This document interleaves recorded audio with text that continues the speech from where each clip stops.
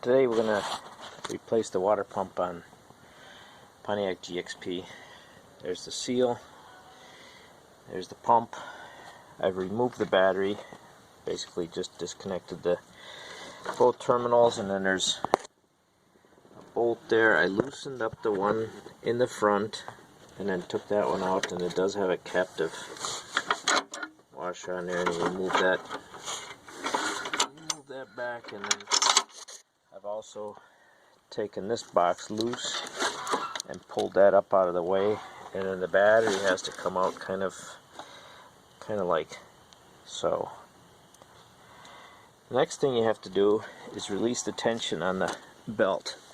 Now what I've got in here is a little flat bar, and I've got it to the top of that spring there, and I push down on it a little bit, and then I put a block in here to hold it in place.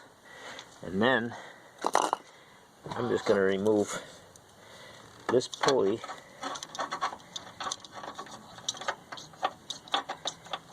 because the belt is fairly loose right now, but I don't want to take the whole belt off and have to figure out where that all goes, because there's 4 idler pulleys and it's pretty complicated. I also removed the support bar, bolt there, a couple bolts there, and now I've propped up my belt there using this bar to hold it in place. The pulley came right off, and now as you can see, there's the holes that we have to get into to get at the bolts to unbolt that. What I'm using to get those bolts out is a 1/4-inch drive ratchet with a 10mm socket, and you stick it in there on the bolt and you start loosening it. But before you get all the way loose, you probably want to put some tape over the end of your socket so that the bolt doesn't fall out of your socket. There you can see with a little tape, you just tape over the top of the socket, and then you push it on there nice and hard, and then the bolt sticks in there, and then you can pull it out. And a friendly reminder to always do the easiest bolt last, and in the reverse order, the easiest bolt goes in first. With the battery tray removed, you can take a screwdriver and kind of pry, working your way back and forth on there, and then once you get that loose enough, you can pull that off, and the water will drain into your antifreeze, will drain into your drain pan. And as you can see here, this notch goes towards the back. There you can see the little notch in the middle of the screen there. That lines up with the notch on your water pump.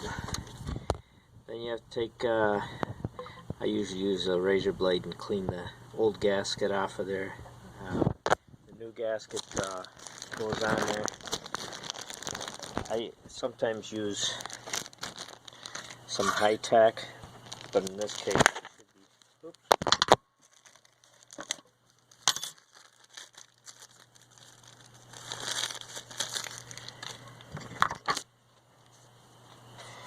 it's just a paper gasket. You don't need any sealant on it, and that also has a notch that lines up with the back here, like that.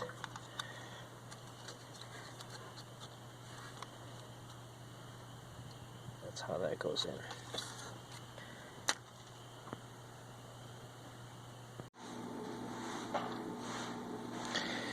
So the gasket goes on here like that. You can see the notch goes toward the back side.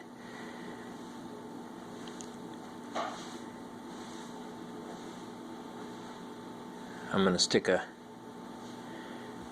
bolt through there first. Show you how that lines up. That way the gasket won't spin while I'm putting it in there.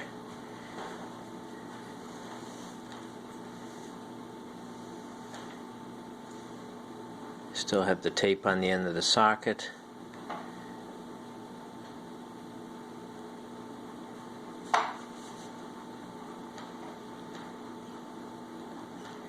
Once I get it lined up, like I said, you put the easiest bolt in first. That's the one you take out last.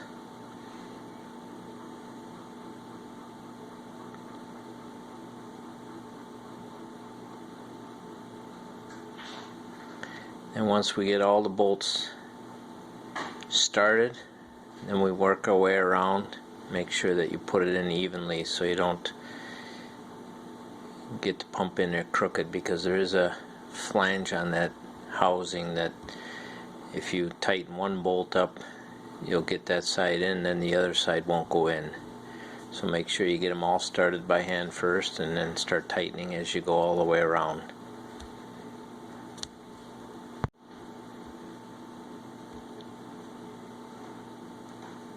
Make sure I use the right bolts there, not the ones for the battery tray.